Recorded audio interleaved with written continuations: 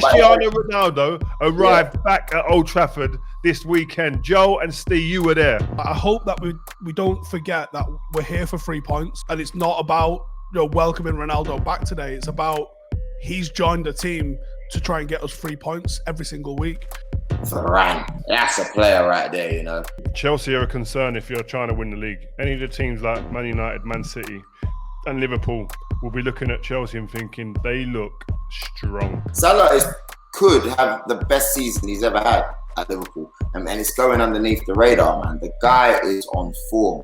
I want to know what Rio's like as a mentor, and you don't have to say he's good. He's not the best, to be honest. Nah, I'm joking. Nah, he's good.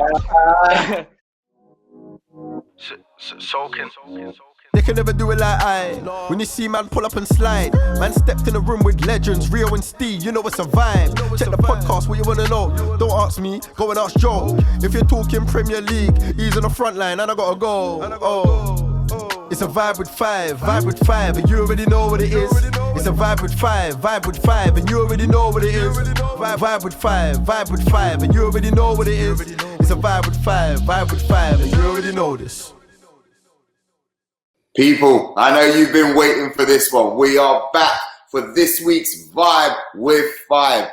This week, we've got a very happy Joel 3-point Beya, of course, Rio Agent 005 Ferdinand, and Stephen CR7 Howson in the building. I'm getting better at this, guys. All right. You know what? You guys take the floor. Fresh from the match reaction video that's popping, by the way. Let us know what you're saying. Joel, I'm not going to take the piss out of you too much this week. Why? I don't know. It's feeling like it's bullying a little bit now with Arsenal being so bad. You've got to rein it in a little bit. You can't. Because listen, top 6, it's still alive. The dreams are still alive. Road to top half of the table is on the way. You think how did you guys play this weekend? How did we play? It was a bit scrappy, but like Howson said, it's a results business at this point, isn't it? So we have to do what we have to do. Big 6 point win, that. What'd you say? Yeah, but look at Ronaldo's first goal. You'll take it in it either way. So I saw that like the Aubameyang goal. We just took it as it was. Who's going to score more, Arsenal or Ronaldo? Yeah, well, I saw the comments. Wait, hold on. Before we get into this, because you lot have started already. He played 4 games. He's only played 1. Wait, hold on. The Sokin guys have a special announcement. Rio, do you want to read this one? There's a big one. Man, listen, Sokin have signed like a multi-year deal with Arsenal. Say that again? Sokin have signed. Yeah, okay. Arsenal have come into the picture with Sokin. It's a great deal, to be fair. They're official money transfer partner for the club. I think Sokin, they've invested in activities to help Arsenal fans to achieve their money goals, man. So listen, stay tuned for more to come. We've got loads more information that can come on. There's loads of incredible prizes that they're going to be putting down with Sokin. Download the Sokin app, is free, and you'll be able to see what you're doing for some free money transfers. And listen, the big thing for me, there's no hidden fees. There are no hidden fees. You know what you're getting. You save time, you save money to make unlimited transfers where you need them to go. Listen, Arsenal, they're in the game. It's a big deal. See what happens? You get 3 points, you get some sponsorship deals. That's exactly it. You keep winning, you might even win a trophy or 2. But, yeah, you know what this shows? It's just that Arsenal are a big club. Commercially, you guys can banter all day long. The reason why you find it funny is because we're big. We're commercially big. That's why we're the second most famous team in England. We're more famous. I'm just happy you got some points on the board. You know what the big thing is as well for me? The biggest thing for you guys is Aubameyang scored. Your talisman, the guy, if he plays well and scores goals, Arsenal will jump up the league. And since he signed his new deal, he struggled for form. I think he'd be honest and say that. He struggled for form. He struggled for goals. He's got you a goal now. Let's see you boys start motoring. Because I've got to be honest, as much as we take the mick out of you, I do like to see Arsenal do well. I've got to be honest. He doesn't. He don't. I know. But I do. Arsenal, I've got a soft spot for. I don't know why. It's the old marble walls, man. When you used to in the hallway, when you used to walk in, it used to just feel so grand. It used to feel like it was like a mini Buckingham Palace when you used to walk in them walls. Have they kept any of that when they moved to the Emirates? That's the big thing that they should have done, man. It's like Wembley. They should have kept the 2 towers, man. And at Arsenal, they should have had them marble halls kept somewhere in that stadium. So you could go in. You could move marble to a new entranceway. Yeah, it was just so grand. It was part of the experience. You walk in them doors, right, at Arsenal, and you used to think, oh my, this is the history just hit you. It was like, well, we're going to have to go some to win this today, boy, because this is like, look at that. It's just, it was unbelievable where you lose that when it's a brand new stadium. All of them, like Middlesbrough, Derby, Spurs ain't lost all the anything. league. Spurs ain't lost anything. Theirs is just an upgraded stadium. Yeah, Spurs is just something different. I got to be honest. I went to their training ground the other day. I done an interview with Dele Alli for BT, and I interviewed him in the hotel on the site. It was like being at Soho Farmhouse. It was unreal, right? It was ridiculous.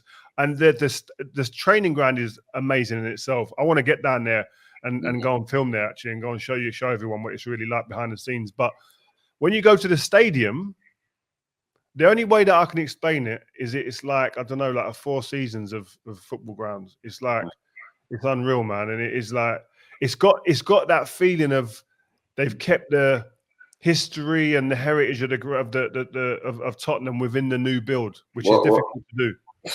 What? Mate, I think you lost me there. What history? You're mad, you know. I'm not having none of it, mate. It's a nice stadium, but it's better than the Emirates. Yeah, but it's what newer happened than to the marble? Does anyone know? Someone in the comments must know what happened to all that marble. For what? I don't know, man. Listen, we've got more important things to talk about. We've got more important things to talk about than the marble at Arsenal and the history at Arsenal and Spurs. Very important. Cristiano Ronaldo arrived back at Old Trafford this weekend. Joe and Steve, you were there. Tell us. Steve, you go first and I'll chime in later. It was a proper weird atmosphere. It almost had like a pre-season sort of element to it, you know, where there wasn't that match day tension that you normally have, that sort of nervous energy that you normally have on a match day. It was very much everyone was just sort of happy to see each other. People was like greeting each other, went for a drink beforehand, and it was just very much it felt like a friendly, like a pre-season match, like a testimonial almost. Like that's what it felt like. And I just kept saying to everyone, like, I hope that we don't forget that we're here for 3 points, and it's not about welcoming Ronaldo back today. It's about he's joined the team to try and get us 3 points every single week. And luckily he did that. Paul Merson mentioned it on Saturday. He said a lot on Saturday, and he needs pulling up on quite a lot that he said. And one of the things was he'd be worried if he doesn't score for us. Very worried. What's he worried about? And he also said he's only going to score from inside the box. Wrong. And he ain't going to beat anybody. Oh, where's he gone? So there was a few things that he'd said that it was just plain wrong on. But I think it gave us the sort of a preview of what would have happened all over TalkSport, all over the different TV channels. If he hadn't have scored at the weekend, today's headlines would all have been about how finished he is and can he hack it in the Premier League. So I'm glad that he scored on his debut back just to shut that little bullshit conversation down before it even got going, because it would have been horrendous today. The analysis of it would have been mad. Do you know what, though? What makes me laugh is that, he's different. Cool. Anyone's different after 2 years, let alone like how many other years, 10, 15 years it's been since he's been at Man United, right? It's obviously, people are just spouting the obvious. He's going to be different. He's going to be maybe a yard slower than he was before, but he's actually a yard or two quicker in his mind now in and around the box. He understands how to move like a number 9. His movements to get on the ball, his awareness of space and people around him, and anticipation, which is the key thing for a number 9, anticipating where the ball's going to end up. You can't, I don't care how quick you are, if you've got that anticipation, it sets you apart. And he's got that more than most, more than if not anybody. But people just wanting to like you say, overanalyzing the situation, which is understandable because it's such a big draw. But some of the stuff I was hearing was like, this is, by the way, on somebody who's on the back of being the top goal scorer in Serie A last year. I keep saying it.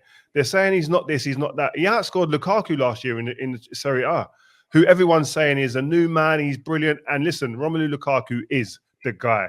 He's come back. We'll talk about him later. But you can't then say that Cristiano Ronaldo, I'm fear for him and I worry about him just because he's 36. He's not any old 36-year-old.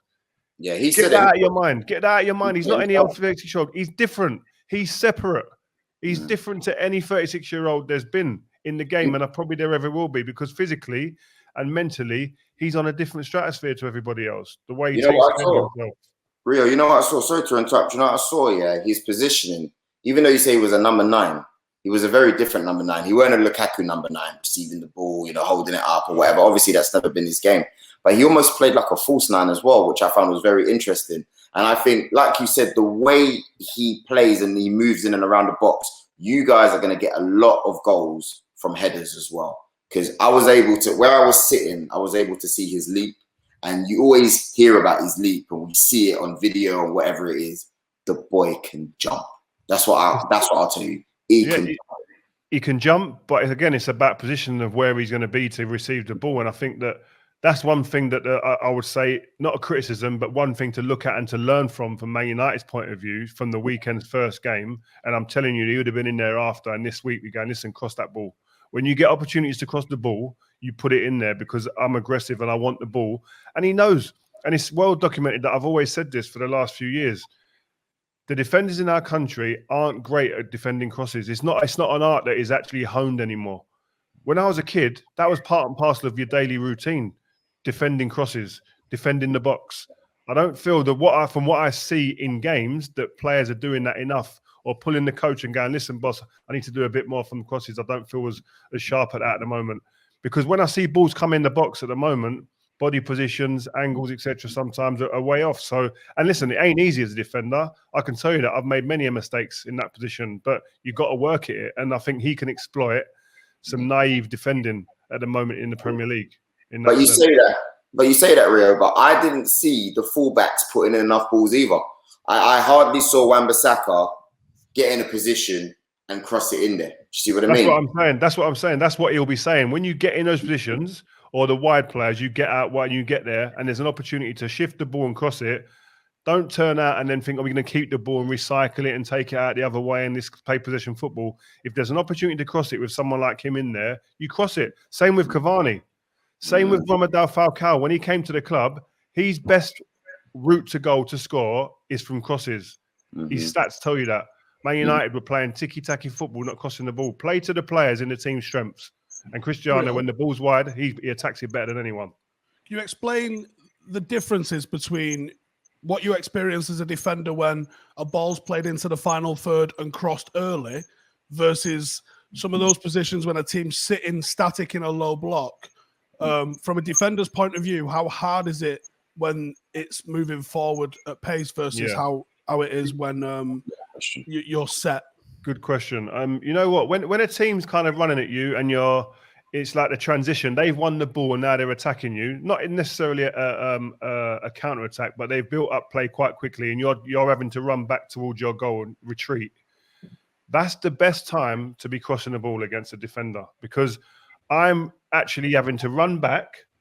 I have to be aware of where my goalkeeper and my goal is, so I'm running back to the right area. Sometimes I might be facing my own goal because I'm running back, or at least I'm turning sideways. So then I've not got my eye on the striker or the midfielders joining, and there's so many factors to factor in then that I'm then at a weakness. I'm at the mercy of the centre forward and the man on the ball. If those two connect with eye contact, or they just got that nous of knowing where each other are going to be, he makes the run forward. I'm worried about the goalkeeper running back towards my goal, loads of other things. I can't get set. So is the advantage to the striker in that situation when you cross it early like that? If the other team, opposing team, they win the ball, they allow us to drop back, get in our shape, we're out on the edge of the box and we're a low block and we're just sitting there waiting, the ball goes wide. I'm looking at the striker. I've got my fullback out there to the ball. I've got my other centre-half close to me. Yep, you follow the runner inside. I can organise and I can talk and I can get stuff set. Easier for me, easier for a defender. That's why when you see teams breaking, you see managers saying, go, go, go in transition, don't turn back, don't come back. That's when the defenders are at their weakest. I get it. Sometimes teams do fall back and it's not going to be like that all game, and you've got to be able to break teams down when they get back there. But what my key point is, once you get the opportunity to get forward in the transition and cross the ball quickly and early, the defenders are at a weakness. And it's funny because it's not like he's that slow. He will get in the position. I saw a stat on Sport Bible that said that, I know it's a different type of goal, but during the run he made for his second goal, Cristiano hit a top speed of 20.2 miles per hour 36 years old. He's no slouch. He ran away from the defender as well, by the way. So, and it wasn't a great ball. It wasn't even a great ball. He dragged the ball. You know what I mean? Yeah. Yes, the keeper should have done better, but to get into that position. And the mad thing is, right, if you look at it, there's a really quick defender probably doesn't even get to him because he just takes a touch and bang, quick release. There's no like, let me take a touch, let me get set, let me have another. It's so quick. It's just match play, absolute perfection. It was unreal. I mean, it was a great way to start his second career at Man United. Yeah, I was critical in the first half, Steve, because it looked like he was still getting into it. No, even before that, if you were at the game, Rio, did you hear about the warm up? What do I? You didn't hear about the warm up, Steve. Was you in by then, or did you miss the warm up? I missed the warm up. Oh, mate, you should see you in the Stretford end. It was bonkers. I think I texted our group, didn't I, saying I'm going to get in at some point in the second half. Let me tell you about the warm up. Yeah, I'll be honest with you. Yeah, everyone can take the mick and go, "Oh, why weren't you at Norwich, Joe? Arsenal, Norwich, whatever." Let's clear it up first. Yeah, when Cristiano Ronaldo comes into town, you have to check it out. I've seen Messi, Ronaldo bucket list. That warm up was like a television spectacle within itself, but live. So they're taking shots, right? They're all doing the warm up. Jadon Sancho, by the way, who's very sharp, he's lacing them in. Paul Pogba takes his shot. So what they're doing, Rio, is playing it into someone, one touch, then bang, get it in. Comes to Cristiano Ronaldo, he bangs in his first one. The stadium goes mad. But then, right, they end up doing like 10 each. And he missed almost every single one of them. Like, it was bad. And you can see the crowd like, ooh. And I'm there going, yeah. But once the game started, and obviously, once he really got into the flow of things, you saw that he only needed one touch, bang, goal. Do you know a key part of that? I interviewed Pep Guardiola last year, and one of the best takeaways from that interview was he was talking about the top players. They quickly forget a mistake. They quickly forget a situation that didn't end well in the game. So a bad pass, a bad touch, a bad shot is quickly erased. The best players do that best. And Cristiano's like that. And that's what the fans have got to understand this season, and people that watch and comment on these games. He isn't the same Cristiano. That's a fact. He's older, but his game's very different. Before, he was about entertaining fans, bringing fans to the stadium and getting them off their seat. And that's what he cared about as much as anything. Now he's about one thing, and that's end product and enabling his team to win games. So if he doesn't touch the ball for 90 minutes, he will not care if he gets the ball in the 91st minute and scores. Job done for him. That's the big difference with Cristiano Ronaldo now. So people have to understand that when they're watching him. Don't expect the thrills. Don't expect the mad glossy touches, etc. He will do that when they're 3-0 up. That's a fine. But until that point and he gets his goal, he's a man on a mission. Trust me. Yeah, proper assassin. Do you hear about Lee Grant talking about how it went down on Friday in the hotel? It's funny that, wasn't it? Tell him, Steve. Well, there's a couple of things going off. One, Lee Grant was saying, like, normally everyone has a dessert. You can get a little bit extra in, can't you? No one's watching the diet the night before a game. You're just getting energy and ready for the match. That's good. He said people have a little bit of ice cream, a little bit of apple crumble, stuff like that. And he said Friday, everyone was like, what's he having? Yeah.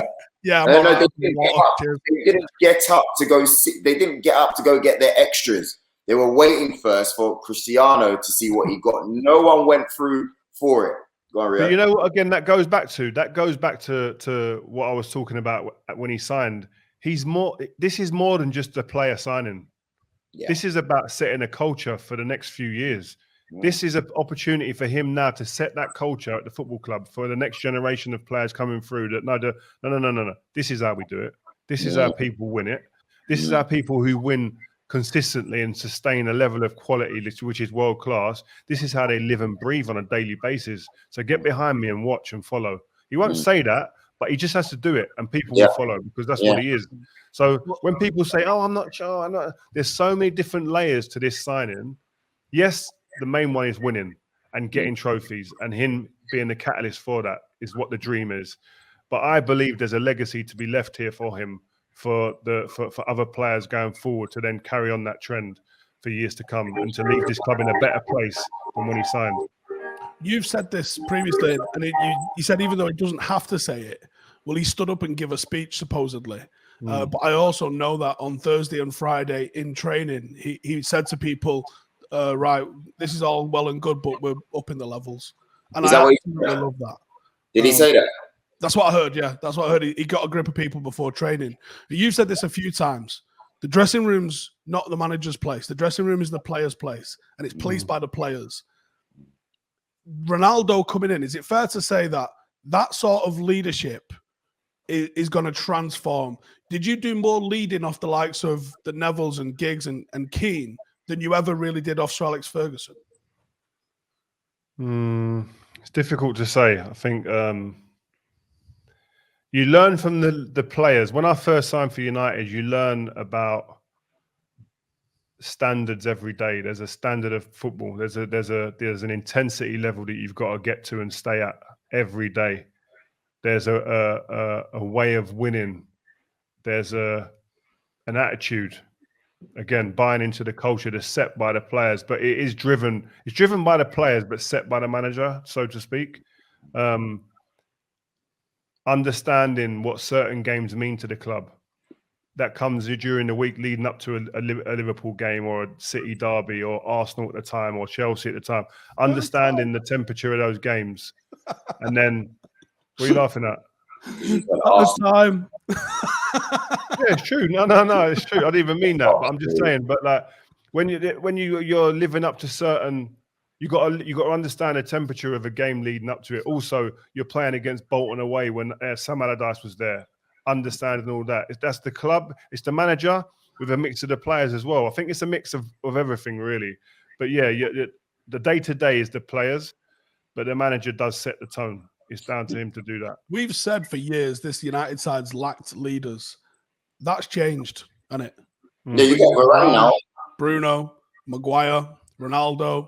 It's actually starting to look like a team full of captains again. Yeah, they've got to play games and get familiar with each other and let us see that. But on paper, yeah, 100%, I'm with you on that.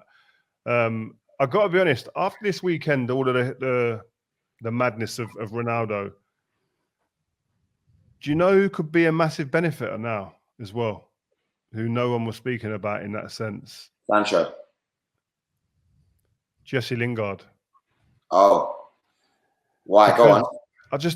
I just feel that everyone's been lifted, yeah? But listen, last season, really, when there was a chance for someone to come on, it weren't Jesse, was it, when you weren't coming on? No. And all of a sudden, he's come on now. He's scored. His fortunes at Man United could change now. Like he's impacting the game. He's impacted. I've always been a massive fan of Jesse, and I've always said, I've argued with other pundits. I've argued off screen with people when we talk about the players when we're watching games and stuff. I've always been a massive fan. He's different to all the other players there. Everyone, they've all got their own abilities and everything, but there's a lot of them do a lot of similar stuff, run with the ball, etc. This kid is one of the best movers off the ball. He runs without the ball as well as anybody in finding space to get on the ball, and then plays 1 and 2 touch as well as most. And then when he gets in there, we've all seen in big games down the years, he scores. He gets goals. I was one that was saying he should leave if he's not going to get games, like many people. And I think I was right in saying that, and I wouldn't go away against that. If he wasn't going to get games, it was going to be like last season where he was going to be there and just make up the numbers, really. After what he'd done at West Ham and enjoying that new spell up there and seeing what it's like again to be loved and stuff by the fans and being an impactful player at a club, how can you go away from that and go and being a bit part player and not playing any games at all? So therefore, surely as a professional, you've got to leave. He's obviously had a conversation with Ollie after what he'd done at West Ham and felt that I'm going to get chances. And especially soon as Ronaldo's come, I'm going to get more opportunities here and be able to feed off stuff. And I think that he could be someone who would be a surprise package that people wasn't probably expecting to have an impact on Man United this season, who maybe will do. You know, what he did at West Ham last year, for me, has probably painted how we will forever remember him in the Premier League. If he did not have the season he had, he would have just been known as some joker, just a dancer joker.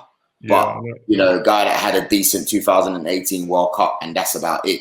But what he did at West Ham, for me, my respect levels for him went through the roof, and I was actually happy for him. Someone that, you know, I've known a little bit, like, here and there, and I've seen over the years.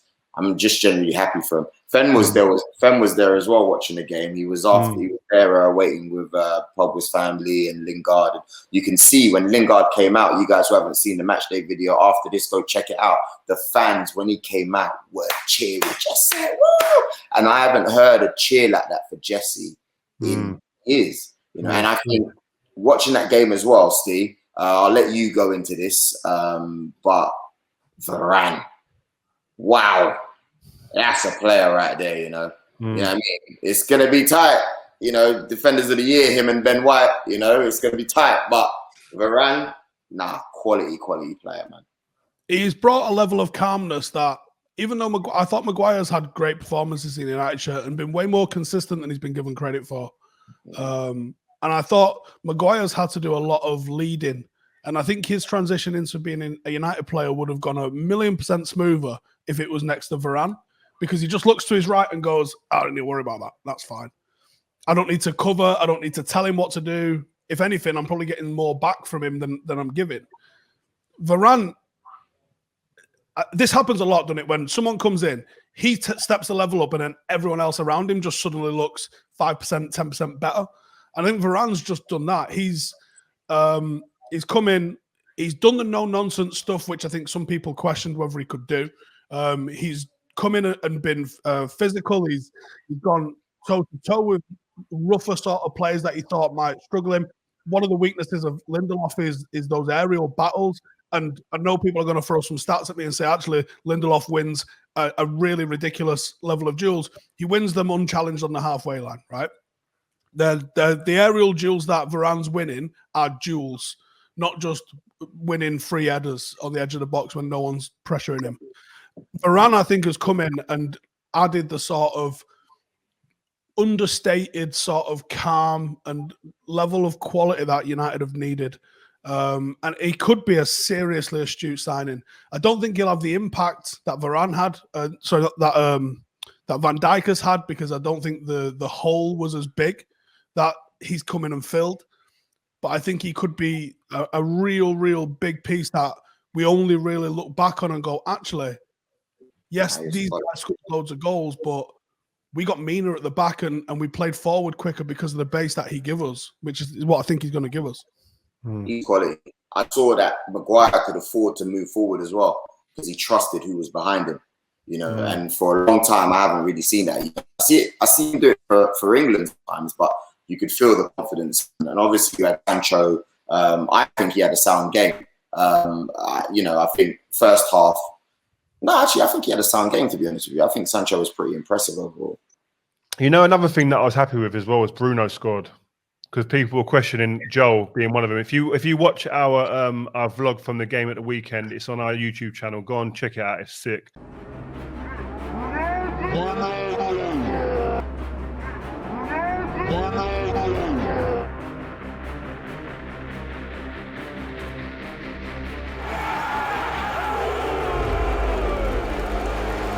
Ronaldo with the goal! Oh my God! Who said he's different? Who said he can't do it? Where are you? Where are you?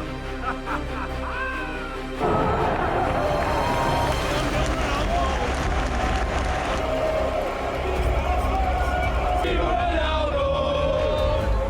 Viva Ronaldo! All unfinished. Behave yourself.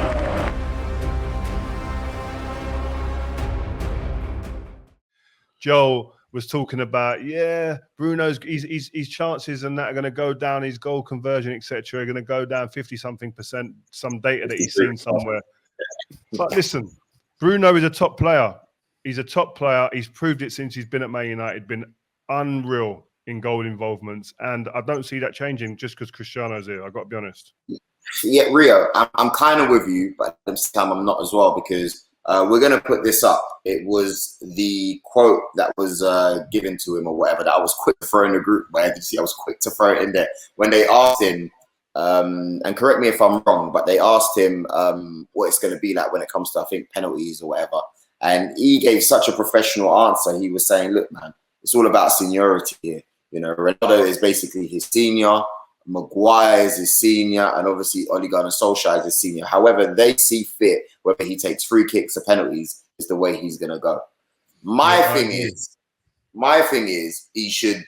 If I was a United fan, whatever, I would want him to take the free kicks, because if you look at Ronaldo's stats in the last few years, his free kicks have not been amazing at all. You know, it's been pretty poor, to be very honest with you.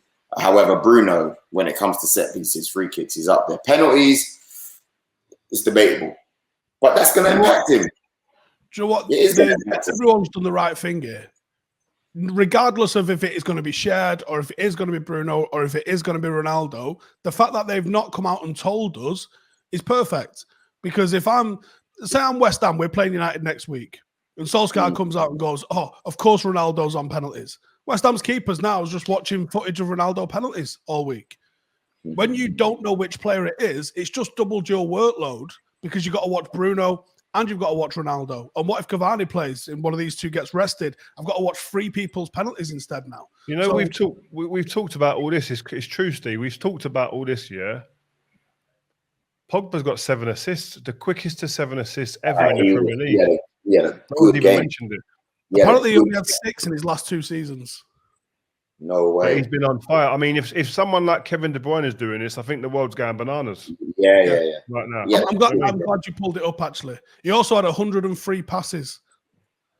He is playing quicker. He's playing more. He's more effective, obviously, with this. The numbers are telling you that, but he's playing quicker. And this is a perfect example of when players come in and that make you go, I've got to show them, innit? I've got to show them. Varane's come in. Now Cristiano's come in. You can see that there's a difference in the way he's playing. He's playing quicker. He's not taking liberties. I've always said Paul's a phenomenal footballer. And he hasn't had the consistency for Man United that he has for France or for Juventus previously. I just hope if he carries on his trajectory, what he's doing at the moment, wow. And then the question is, does he stay? Does he sign? That's what I want us to. It's all well and good. You United fans are gonna praise him, and I think he's a baller, no question. But real quickly, some people are saying he's playing for the contract. They're saying he's playing. The numbers are out there: 400,000 a week. He's playing for the contract. That's why all of a sudden he's playing well. Your thoughts on that quickly? If he went to another team, he's getting that anyway. He's going to be if he went to another team. Say, listen, the only probably 2 teams that could take him right now will probably be Paris Saint-Germain or Real Madrid. Real Madrid, maybe. You don't know if they've got the finances to do it right now. But if they take him, he's going to get the same money he's going to get at Man United. So I think his main thought process isn't about playing for the contract, for the cash, because that's a given. He's playing for himself, for his personal pride, to win, which he loves. He wants to win. He's told us that many a times. But also, he's going to be sitting there thinking, where's the best place for me to win the Champions League or the league title? And right now, I think and then you add that to where's there available for me to go. I think he's going to say Man United. And what's the most exciting proposition for him right now? Has to be Man United. I don't think Real Madrid are in that conversation anymore. I think Paris absolutely are. I think Paris could promise you the world and deliver it. Hey, real quickly, Rio. Hold on a minute. You're saying that Paris, Real Madrid ain't in that conversation because of finances, etc. They bid £180 million for Mbappe. No, I didn't mention finances. I don't think they can offer in the Champions League. I don't think they can offer as good a run at the Champions League as United could. But I still think he would.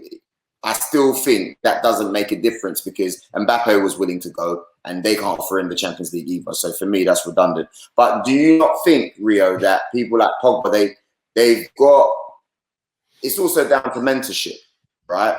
Who mentors him from what you know? And also after that, do you have people that you kind of mentor and people that you work closely with as well? I think with Paul, he's very much his own man. He's got his own targets. He knows what he wants. He's known what he wanted from a young kid. For someone to leave Man United to go Juventus, you can tell he's always had his own mind. He's very strong-minded and strong-willed. Very confident guy. And I think he takes off of people as and when it suits him. Like if I speak to him, you see he's very intelligent and he's intense and he'll take in things. I think he talks to other ex-teammates that he's had over the years. That's part and parcel of what he does. But more importantly, I think it's more about him talking and listening to people at the club. But most importantly, the overriding factor is his own mind, I think. I think he'll do what Paul Pogba wants to do. And I believe he'll stay at Man United, given where after this window, because of this window means that I think if Man United want to keep him, they'll be able to, I believe. But I think mentoring, like having a mentor is important, man. Like I had various people around me that I spoke to, but I wish I'd had that like one guy that I could just speak to and just tune into, who would look at my clips maybe from outside of the bubble of the football club. Like, because at the football club, it's all about them. It's all about the club, and you get so immersed in it that you don't really see anything else outside, and you don't have perspective sometimes. That's what you're doing now, isn't it, though? You're doing that for players in the league now. Yeah, I'm doing that. I do that for a number of different players in all different levels, whether it's Premier League, different leagues down the pyramid, young players.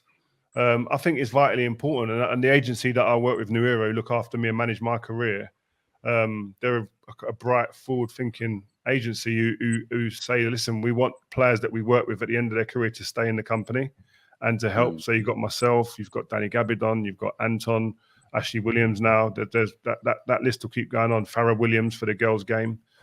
So I think it's important. I think the young players now more than ever need that little bit of a voice and a little bit of shoulder to lean on for information.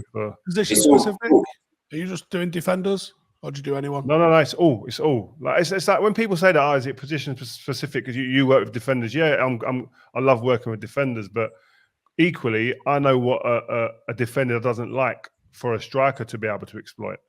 Do you know what I mean? I know what a midfielder might need to do to make a defender's job easier. Go on, then, ring one. Yeah, prove it, because this all sounds like a good commercial advertisement for New Era. I'm top, me. You're an idiot. Yeah. Let's ask one of them and say, is he all that? Let me text. Because I know if my mentor's calling, I'm picking up the phone, mate. You know what I mean? They might be training now, though. It's 10 o'clock, isn't it? Yeah, see him getting his excuses in for getting parked. No, I've just texted. I'll just see. He'll give a call and be like, who's this? Tell him I'm a good mentor when you come on. I've just texted and said, if you're going to, I can't call. There's no point in calling. Let me just text them the link to come on here. I've texted about 4 of them, yeah? Who are you texting? Give me some names. Agent 005. I don't know who's going to come through, so I can't give you the names. Ben Godfrey's one, Michael Keane, Mason Holgate. I've given you 3 at one club there, so that's good. They've all been on here. And Max Aarons. Yeah. Oh. It's funny because I saw Anton training Holgate as well in the summer. I thought that was very impressive. Jacob I Murphy. really like content. Are you doing on the pitch? That's what they do. Say again? Anton's been getting his boots on and getting on the pitch. Are you still doing that? Or He loved it. Clips? He's brilliant at it. He's good at it as well. Yeah, I was really impressed, man. Max Aarons said he's going to come in. He's not. No, he's today. not. Wait, hold on. Yes, guys, how you doing? What's going on, man? He responded. See, he's the only one who's not training. That's why he's responded and said, "Yeah, I'm coming in." Why are you not training? Turn this way. Can you turn your computer? Can you turn your phone the other way? The other way. Max, turn the other way. Yeah. Is it locked? Have you got it locked? Take it off lock. There we go. Max. Hey, Max. Joe here. Yeah, I want to say sorry. Sorry for yesterday. We'll just get the elephant out of the room. Oh, you've done it. Yeah, I know. It's a bit of an awkward one. I'm done. That's what I want to say. But how was the game? Yeah, it was all right, to be fair. I thought, obviously, you could tell Arsenal they were under a bit of pressure. I felt like you could feel in the game that the fans were a bit tense, and I thought the players were a bit tense. Like you could kind of feel it in the stadium. But going there, obviously, as Norwich, we definitely thought that we could have got something out of the game, and it was frustrating not to be honest. But I think in the end, Arsenal deserved it. But I'm disappointed still coming away from it. With how we both started the season, I thought we go in there. We could have got something out of the game. I can't believe he's answered the call, brother. He's answered the call. He's made me. I could have looked stupid here. Yeah, Max, we're not here for your post-match interviews. Yeah. The lads played really well. Yeah, it's a team effort. Yeah, we're not. That's not what we do here. I want to know what Rio's like as a mentor, and you don't have to say he's good. Yeah, nah. He's not the best to be honest. Nah, I'm joking. Nah, he's good. Nah. I think obviously, as a player, especially a young player, I don't think there's anyone better in football. If you could handpick someone to be able to help you and talk you through situations, whether that's on the pitch, off the pitch. Our message. I've known Rio for a long time now. A few years through different players and stuff, and obviously now. Coming on board and being able to work with him and have that where I can, just message him before a game, if I'm coming up against a player that, he's done analysis on before or just seen, and obviously having played the game, won various trophies, there's no one better to be able to bounce ideas off or get little pointers off and stuff like that. So to have someone like that around you, I think is massive for a player. That's brilliant. Now, Max, you've been one of the prospects. If people know their football, they'll know that, you've been included in, team of the years, like up for young player of the year, EFL and stuff like that. When you've got someone like Rio, what's your career aspirations? Obviously, we're not saying to go away or move or whatever. We know you're a Norwich guy, but when you look at where you can go, what do you see yourself personally? I think for me, when, if I ever have a moment where I'm like, I'm doing well here, or, you get a little bit ahead of yourself at a certain point, and then you speak to someone like Rio, and you, like I just touched on, you see what they've won, you see what he's won, you see what, obviously great success at Manchester United, and it makes you think, I've got to still keep working hard and improving, because that's the level ultimately at some point that I want to get to. So, like I said, to be able to speak to someone like that and be able to, just ask him, what can I do more, Rio? What can I do? What can I do to improve my game? What can I do in this game against this opponent to outwit them? Defensive as a fullback, especially defensively and going forward as well. I think, like I just said, there's no better person to be able to have around you to improve you as a player. And like I said, just, sometimes when you think, okay, I'm doing well, or it puts it into perspective when you see what he's won, you see what he's done, and that's the level that I want to get to. I think a key point, is like, I think Max will tell you the same and agree. You don't sit here and blow smoke up someone's bum all the time. I think that's a key part of it. A lot of players, they get positivity consistently pushed to them all the time. But if you're not playing well, or I might hear through the grapevine, because I'm speaking to lots of people at different clubs, that one of the young players isn't training well, or their application is not on point 24/7. That's a conversation then for me to have with that player, so that position doesn't come where the manager's questioning his actual day-to-day application. You can't have that as a young player. But I think it's about giving them that full 360. I think talking about their nutrition, their extra training they can do to enhance themselves, and just give themselves the best opportunity. And I think the worst case scenario for me, for any player that comes out of the game, is to have to look in the mirror and go, you know what, I could have done more. I got caught up in it, and I could have done a bit more. And I don't want players like Max and the others that we have in the building to ever feel like that. So, as I said, I'll be on them. If it's not me, it's Jamie, the CEO, it's all the other agents within the company will be on them saying, listen, you got to fix up. And I think it's about that. And I think the more young players get that, the better they'll be, because you're putting the flag up when you see an issue coming down the road. And that's only based on experience that I've had, or the team behind has had, to go, no, there's that coming at this situation. Don't get too high, don't get too low with situations. And it's just finding that balance, and it's important for young players. But listen, Max ain't going to say he's got huge potential. He's got big potential. I think Norwich, he's played 150-odd games as a young 20, 21-year-old. Yeah. A lot of games, a lot of experience for someone so young. And he's just got to keep on improving. He's not where he wants to be, 100%. But he's moving in the right direction. What's your biggest challenge at the minute, Max? What was that? Sorry, biggest challenge. What's your biggest challenge at the minute? I think, obviously with us coming, in terms of where I want to get to, or in terms of like whatever, whether that's as a player, whether that's as a member of a team, just what's the one thing you're coming to work every day and thinking about the most?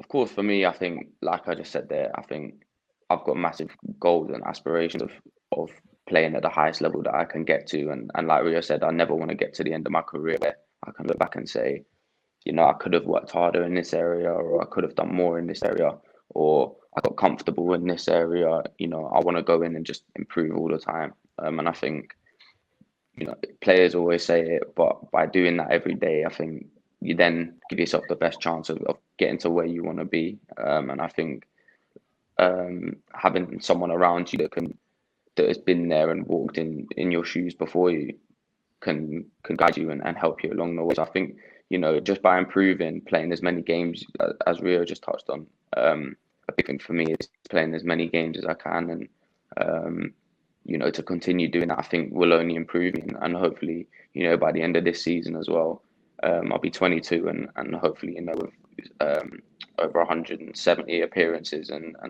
60, 70 of those in the Premier League. I think that's what I want to keep striving towards. Who's been your toughest opponent so far as an out-and-out winger? I think for me it was Sadio Mane, because I think he's not one of those wingers that he wants to get on the ball and wants to kind of run at you. I mean, he will do that. Obviously, he's a world-class winger, but I think he just makes those runs in between you and the centre half, and he's always looking to get on the end of crosses and stuff, which as a fullback is so hard to defend against. Those runs, because it's tough, especially me as a fullback. I prefer when the winger will literally get the ball and try to run at you. I feel more comfortable like that. Whereas when he's just running inside you and running in behind, it's so hard to defend against. I'm really interested that you were talking about, being a fullback. Your height, you're 5'10". That's the same as myself. Now, we ain't the tallest people in the room. Have you always played that you've played, or were you playing a little bit, more up top, and then you got pushed back? Because Rio said he used to play as a cam, innit, Rio? He was a cam when you were young. Please don't call it cam. A cam, FIFA. Well, FIFA talk, innit? FIFA talk. FIFA talk. Where were you? So to be fair, I came through at Luton, and then I came to Norwich as a wide player, like a number 7 as a right winger. So I think a lot of my game is I kind of, especially in Norwich, I'm told to almost play like that anyway, so it comes natural to me. But and then when I was 17, I played a game at fullback and done really well, and then that stuck ever since then, and then came through it, in the first team as a fullback. That's good, man. Listen, man, it's been lovely to speak to you, man. I think it's good that you saved my bacon, to be honest. You're coming on, because they'd have caned me if you didn't come on. I was the only one that answered. The others are training, I think, so they ain't answered yet. But no, listen. Yeah, why I'll let you get back to your. What are you up to? Huh? Why are you not training? What are you up to? No, we've got training this afternoon. Don't worry. I'm not being lazy. I haven't missed it to get on the call. No, good. All right, man. Well, listen, Max, keep working hard, man. I'll catch up with you later. Perfect. Thank you guys for having me on as well. Thank you. Nice one. Thank you. Cheers, Max. We need to talk about Chelsea this weekend. Another clean sheet, 3-0. I think a lot of people had them down. It's not like they're a dark horse here, is it? I think a lot of people had them down as a contender, but did that do anything for their credentials, do you think, this weekend? Chelsea are a concern if you're trying to win the league. Any of the teams like Man United, Man City, and Liverpool will be looking at Chelsea and thinking they look strong. They look solid.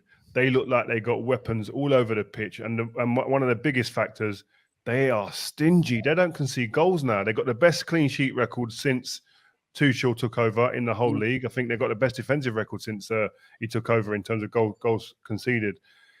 He's making them a machine. That's the only way I can explain them. They look like a team as well who can play ugly.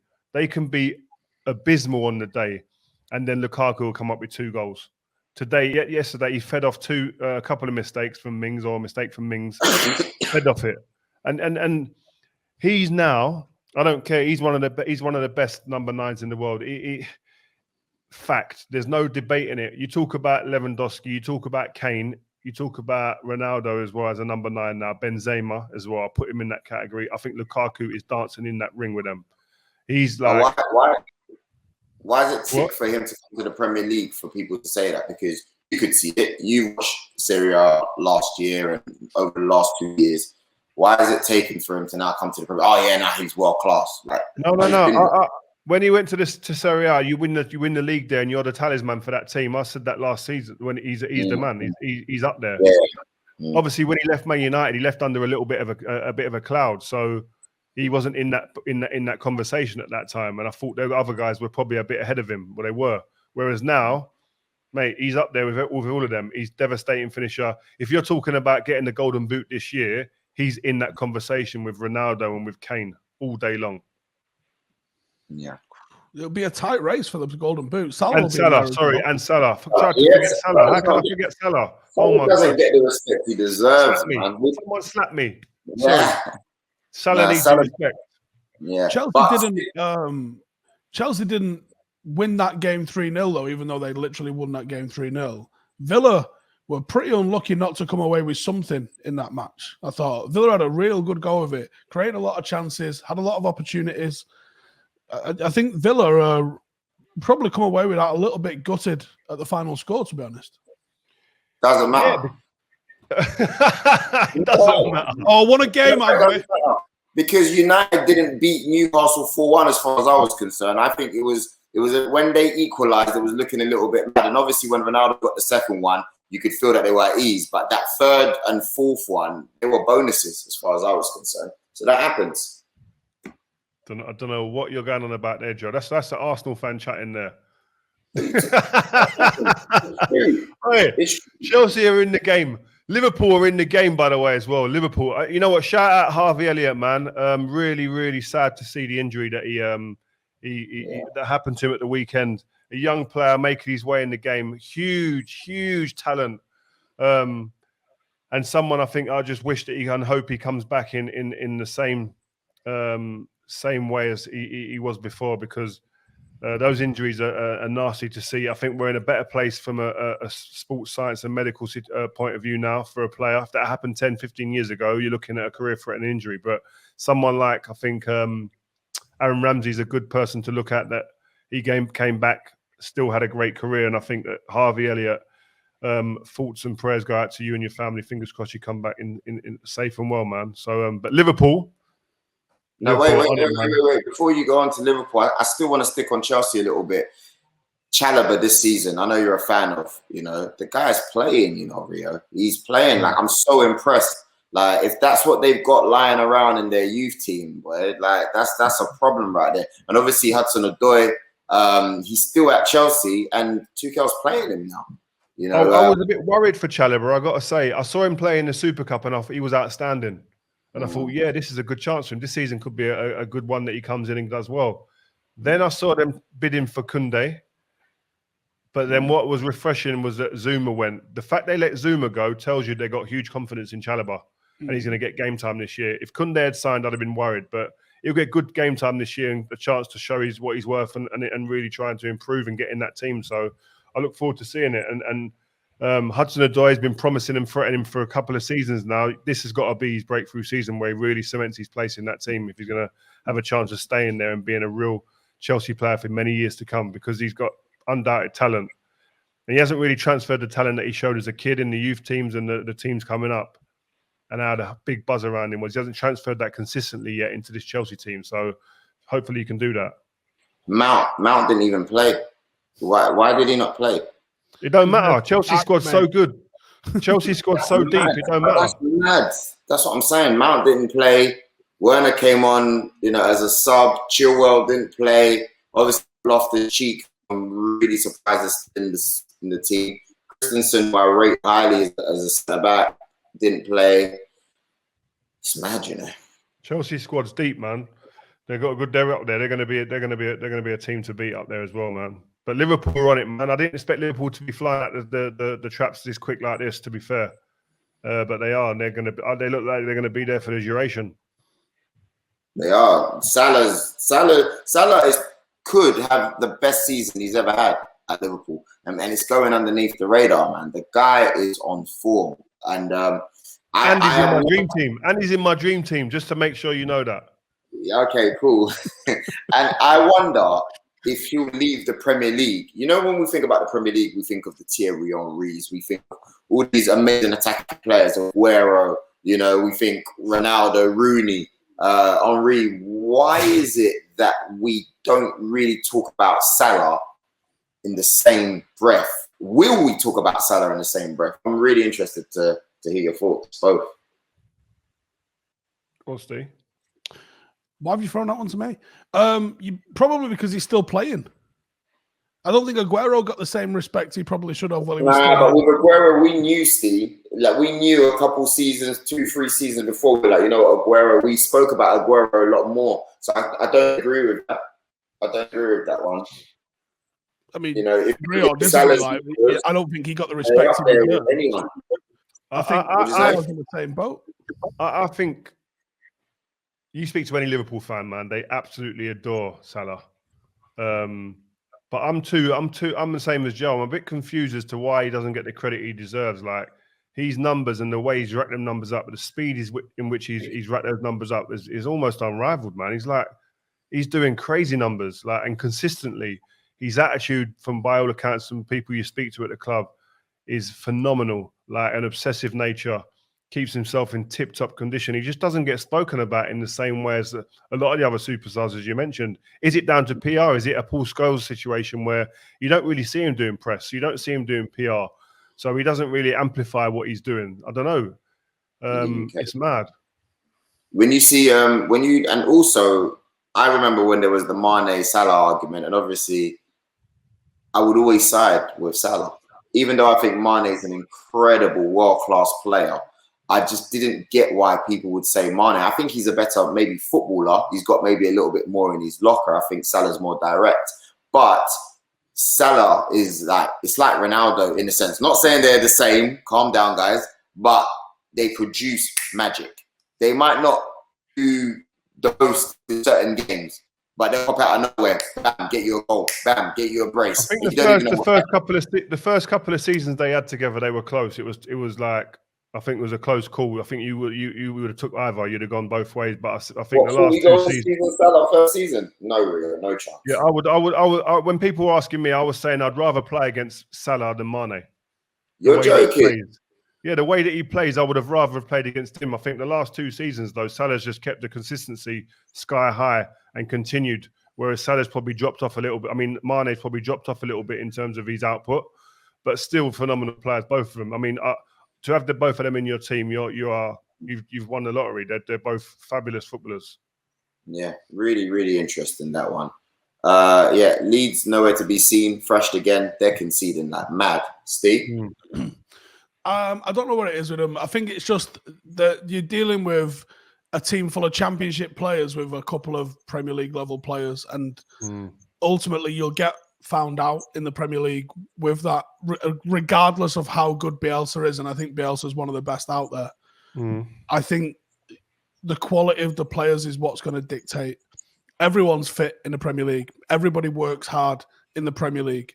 You might be able to rise above everyone in the Championship with ordinary players playing to a really tight, really well thought out system.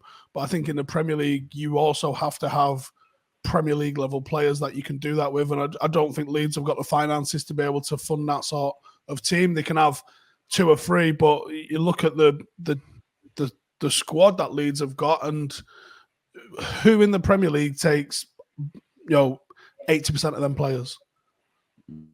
If they was to be sold, where do 80% of them players go? Probably back to the Championship. Yeah, I just worry sometimes about if Leeds, they play one way and that's it. And if you work them out within that 90 minutes, then they haven't got another way or another formula of attacking a game. or They seeing a stick to game it, up. don't they? And all that's why they end up getting cricket scores against them. They Because what? they'll never switch up and try and protect what they've got, or not get overrun. They'll just keep trying to plug away, won't they? Yeah, and sometimes you do need another way of doing it. I think City do it. City sometimes they do continue to play that way, but if they have to go direct sometimes or with one ball, it might be, but it's not an old ball up to the front target man number 9 on his chest to bring it down and or flick it on. It's a direct ball over the press and things like that. It's just a different way of playing sometimes. It's not always going to be around and pass and do it nicely. So that's one of my concerns with Leeds this season, is that if they can't find another way of doing it, have teams worked them out. They should have enough to stay up, though. I don't think they're in danger, are they? I wouldn't say they're going to be in danger at all. Not at all. I think I've been impressed with Brentford as well, coming up talking about teams that people think might go down. Brentford have impressed me, but listen, it's too early really to predict who's going to go down properly. Brighton, man, they could finish. Could finish, higher than we thought. You know what I mean? Like, you never know, man. Brighton, the way they play, I love the way they play football. They play really good progressive football. Last season, they just didn't finish teams off. They striker, didn't they? Scoring. Yeah, if they had a striker who was scoring consistent goals, amount of goals, they've got good players in that team. Welbeck's there. They've got good Mopes. They're good players. But if they convert the chances, then the chances that they're providing in that team, they become a team that's definitely in the top 10 and really punching above their weight. That's going to do a lot for them. Trust me, to win like that last minute, it just encourages the team massively. We saw Leicester crumble as well. I say crumble. Man City 1-0. I don't know. I just didn't really feel like Leicester really turned up too much, to be honest with you. And again, City going underneath the radar and doing their thing. City are dominating still again. Dominating. City levered them. It might have been 1-0, but they didn't give them a sniff. Do you know where I was? I was Palace. In the vlog we done, I was talking to you from there on the phone, and Palace, that place was rocking. That's a place. If you go there and play, and you go a goal down early or something like that, you are banging trouble because them fans get behind them. It's a tight, old, traditional pitch. You saw the seats. You saw the seats. Yeah, the seats are a joke. Where we were sitting, where they had us in some diet seats, like half a seat it was. But it was great to see Patrick, and I spoke to him after the game. It was great to see him. There's a calmness about him. He looks very confident in his team. And this was a game normally when in previous times when Palace sometimes beat the bigger teams, they might struggle through it or they just get over the line or whatever. This game, I know that Tottenham went down to 10 men when Tanganga was sent off, but they did really, after the first 25 minutes where Spurs were kind of controlling things, they absolutely bullied this Spurs team all over the park in the end. And Zaha was a constant threat. Conor Gallagher was absolutely immense from midfield, the Chelsea player on loan. But Edouard coming off the bench, the new signing, £14 million, money well spent, man. Comes off the bench for Benteke, first touch, the ball's in the back of the net. So Palace, hopefully good things for them. Steve, you were impressed with... was it you that was talking about the fact that Vieira's making his team train twice a day? No, but I do like that. I don't think Premier League players train anywhere near enough a day. Yeah, neither do I. The problem with that, though, is you might get away with that at Crystal Palace, Leeds, people like that. But once you end up in Europe, there's so much travel time that that's when it becomes difficult to do. You see a lot of teams have success. You see Chelsea under Conte when they weren't in Europe. You see Leicester when they won the league and they weren't in Europe. When you can train 4 or 5 days, you can double up your sessions because you're not getting that extra game in. You can work extra on your patterns of play. You can work extra on your set pieces. You can really start to tighten up all that stuff. Whereas, look at United this weekend, right? So they would have had recovery yesterday. Today they'll probably cover some set pieces and some specifics, if at all, ahead of young boys' game, and then we're on the road, aren't we? Like, there's just no time in the calendar for detailed amount of match prep or even 2 days. So you're a complication for it, isn't it? That's normal for the top teams, though. That's the teams that deal with that best are the teams that win. Do you know what I mean? If you can get up for games every 3 days, that's what you need to do in the Premier League. And if you're battling on all fronts. The teams that do that best and the teams that mentally you can really get through that are the teams that are successful, man. But then my question is, Rio, how do you then become an elite player like a Rio Ferdinand at his best, or John Terry? How do you do that? Because am I missing something? Does it mean that you need to start bringing in a personal trainer whilst you're at home during your personal time? Because I think a lot of players do that now. I think the top players have their own personal trainers, their own nutrition, all sorted out so that they're in tip-top condition, because you do need to do that. And you do need to stay above people, and because, like you say, other people are doing it. You can't be left behind. And that was what I was like when I signed for Man United from Leeds. I thought I was training hard and whatnot at Leeds. Come to Man United, they're doing more. There's more intensity on a day-to-day basis. And listen, a lot of players, they've done a lot of their training as kids growing up. Yes, you can still keep learning. There's little details you'll learn on. But again, it's matches as well where you get a lot of your learning. You find out, when I was at Man United, it wasn't so much that I got coached and coached and coached. That I was working on finding out things and seeing things and going through levels during games, and then analysing my game, upping it again. I made that mistake there, won't do that again. Come in, I've tried to do this and implement this. It's not really working right. I'll go to this now. And just doing that within your games, and then tweaking things in training, and just being aware, having that mindfulness to think about your game a bit more than just go game to game and just bounce through them. Do they expect that from you personally? Do you reckon? Is it an unwritten rule or an unsaid rule? Like, you come here and, yes, they expect you to train hard and work hard and whatever, but to sit there and analyze your game, that means you if you want to be a top player, you're bugging the flipping tape man. Back in the day, I know you lot had VHS and that. Probably weren't even DVD, yeah? No, we had iPads, don't worry. It's resource as well, because not everyone's even at Man United. That's the problem. If you're not at a club who's got all of them resources, it's more difficult. But I think nowadays there's loads of stuff. Steve, you would know from even your level, there's stuff you can get hold of where you can watch games of other teams, and so you can know your opponents, and all that work, that homework. You've got to be into it. And I think that even in my day, we started doing it. I'd want to know what the striker, Torres or whoever we're playing against at the weekend. I want to know where he's most. Where most of his chances have come from on the pitch, all the chances I want to be able to see him. So I want to know his habits, his movements, what he makes. That's part of a footballer's makeup nowadays. And I think a lot of the players, they do that. They get all of the resources they've got at their fingertips. They utilize them and they use them. So they go into the game and there's no surprises. I shouldn't be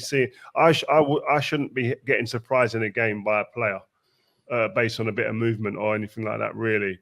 Okay, so I understand that in today's world. I'm just trying to think about it in your heyday. If you want to know about a player, we had that. We had all that, man. We had that. I could go to the analyst. I used to, like you say, I'd bug the analysts. Simon Wells, I remember him. He's still at United now, I think. I would bug him and say, though, because this didn't come in when you made your debut. No, this came in really when I got to United. So at Leeds, I didn't really have much of that data stuff, and definitely didn't have it at West Ham. So it was almost like you got to watch football on TV to work out the players and know who does what. So, and then sometimes you'd think someone's coming and you don't even know who they are, then bang, they do something and you've got to be reactive to it on the pitch. So it's very different. But did you watch live games to get a feed of someone? It's better to watch a live game, but we didn't have that. We didn't have as many games on the telly back then. Match of the day. I mean live in the stadium. But how are you going to go to a game live in a stadium when you're playing all the time? No, that's true. I'm just wondering, I know, obviously, if every game's Saturday at 3:00, you can't do that. But there are games, potentially, that you might be able to get to that. Yeah, but it's like saying I'm going to go on a Tuesday night, but I ain't going to get home from a game at Tuesday night maybe till like 1 or 2 in the morning. I've got training the next day. I interviewed Alex Stepney, United's European Cup winning goalkeeper. And he said they were playing Liverpool in a game, mid-60s. And he said they all went as a team, Paddy Crerr and George Best, Alex Stepney, they all went and watched Liverpool.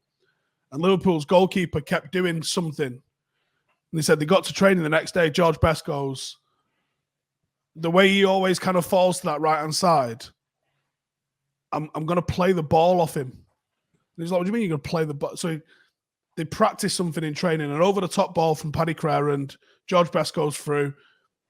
It's the keeper with it. He goes, grabs Stepney and goes, when I come into the box, where are you trying to send me? So Stepney tells him, and he goes, all right, sound. Then they play Liverpool the next week. They hit this over the top ball that they practiced just by going and watching them, the three of them together, going watching them at Anfield. George Best plays a 1-2 of Liverpool's goalkeeper to score a goal, like off his standing foot. Ridiculous. And I just think, is that the only way that they could have done that then? There's no football on telly. It is details, though, isn't it? The game is about, when you talk about the elite and you look at the big, there's fine margins in the game, and a lot of it comes down to the detail. Have you taken care of the detail? You see all these analysts, people around the grounds nowadays, they've got their laptops. It's all data that drives and fed into the management, and so they can give the players the best chance possible to win games. There's a lot available, even grassroots. Like we use a Veo camera to track the entire 90, and I use Huddle to break it down into clips. I use Huddle Assist to break it down further into every match action that happens. The issue that we have at our level is there's obviously not a lot of game footage to analyze, only our own. So we had our first chance of playing someone that we previously played last weekend. And it was mega. It was a real look for us as a coaching staff to be able to say, right, well, here's what we got caught out with this time, last time. Here's where we think they're weak. We absolutely fucking smashed them with it. And I think the players responded to it really well as well, because you know they don't often get this chance to be able to go and see what the opposition are going to do against them, and it was really good. So from my point of view, one of the reasons I started the football team was to learn more about this aspect of the game, and I've enjoyed doing that. No, good detail. I think that's going to be a good way to wrap it up today. My team's got a week to analyze Burnley coming up. You know, I mean, you guys are playing Burnley. Sorry, Young Boys next, isn't it? Yeah, we've got a Champions League game. We've got a Champions League game, Joel. Is that? We have a Champions League game. Google it. Connection's gone. I'm out. All right, man. Take care. Hey, no, before we go as well, please make sure you like, share, comment, and subscribe. The support from the Vibe with 5 audience has been amazing. We read your comments. You know, it's really encouraging when we hear good things. Keep it up. I know you guys are interacting with the sponsors as well, Sokin, and yeah, we've got a couple videos coming out this week. Do we have a treat for them this week, Rio? Yeah, we got a wicked treat. Stay tuned, man. Make sure you follow, subscribe, put on your notifications, because we've got a real good one, man. We've got we're going to be behind the scenes. Big vid, so you don't want to miss it. Guys, 3 points. I'm over the moon. Arsenal are on the board. Man United are on the march. Lukaku looks mad. Liverpool look like the old Liverpool again. Man City are just doing their thing. Let's go, guys. And that's it. See you guys next week. Later.